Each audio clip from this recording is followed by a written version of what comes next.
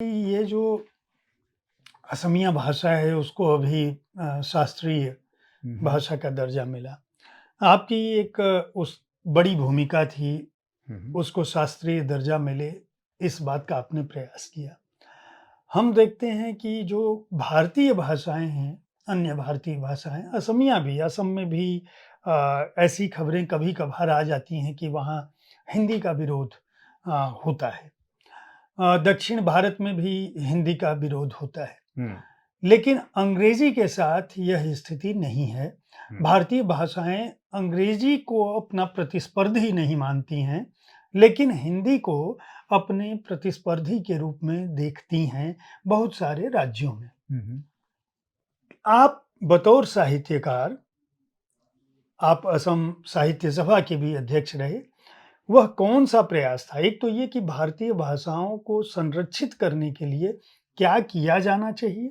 एक और दूसरा ये जो प्रतिस्पर्धा का भाव है, हुँ, अपनी ही भाषाओं के बीच, जो भारतीय भाषाएँ हैं उनकी बात मैं कर रहा हूँ। हुँ। अंग्रेजी की तुलना में वो आपस में क्यों प्रतिद्वंदिता कर रही हैं या प्रतिस्पर्धी भाव है? असम वर्तमान में इसको किस रूप में देखता है? देखिए, अब मैं जब असम साहित्य सभा का प्रेसिडेंट बना, वो तो 105 year old organisation, oldest in the country. तो ये ऑर्गेनाइज़ेशन में असम के काफ़ी लुमिनरीज़ थे। Bhupen Hazarika was once president, जिस कुर्सी पे हम बैठे थे बाद में। तो असम साहित्य सभा में आने के बाद हमने कोशिश किया कि दूसरों भाषा की किताब हमारे असमिया में आना चाहिए। है ना? और असमिया का किताब भी दूसरों भाषा के जैसे हम कि उड़िया जो ज्ञानपीठ अवार्डी है ना, उनका भी किताब हमने असमिया में लाया। देन भूपेन हज़ारिका का करीब 90 सॉन्ग्स, 90 गाना हमने मणिपुरी भाषा में ट्रांसलेट किया।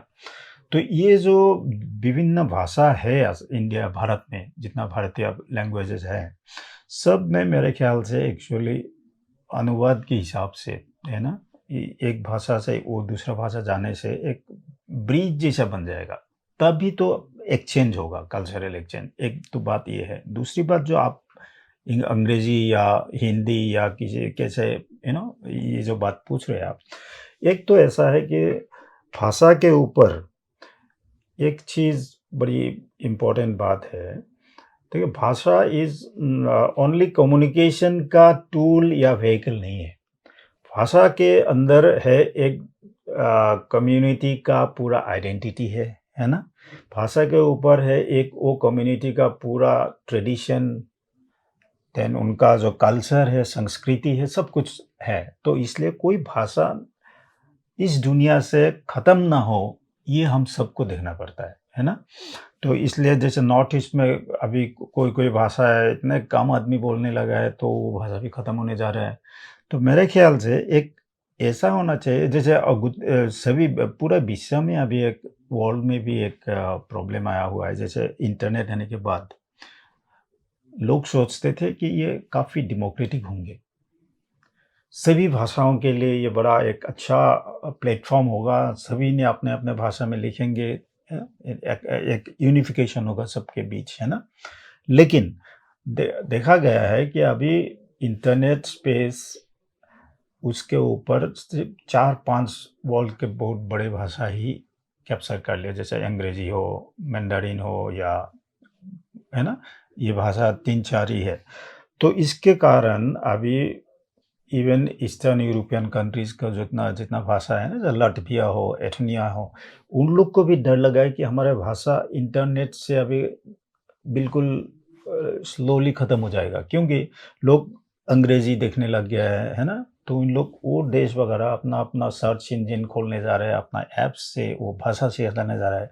मेरे ख़्याल से भारत में भी हमारा जितना भाषाएँ हैं, वो लैंग्वेज सब डेवलप करके वो हमारा देश को महान बना सकते हैं और बड़ा कल्चरली और फेमस बना सकते हैं। उसका ये नहीं है कि आप जो बोल रहे हैं competition, it should be collaboration. Collaboration करके ही हम लोग आगे बढ़ सकते हैं। तो मेरे ख़्याल से ये पूरा मैं कल मेरा एक टॉक भी है, वो press club of India Delhi में, ये भाषा के ऊपर क्या-क्या चैलेंज आया हुआ है। इसमें भी मैं ये इस ढंग की बात करूँगा। तो मेरे ख़्याल से अभी जो हमारे सामने जो आया हुआ है, एक है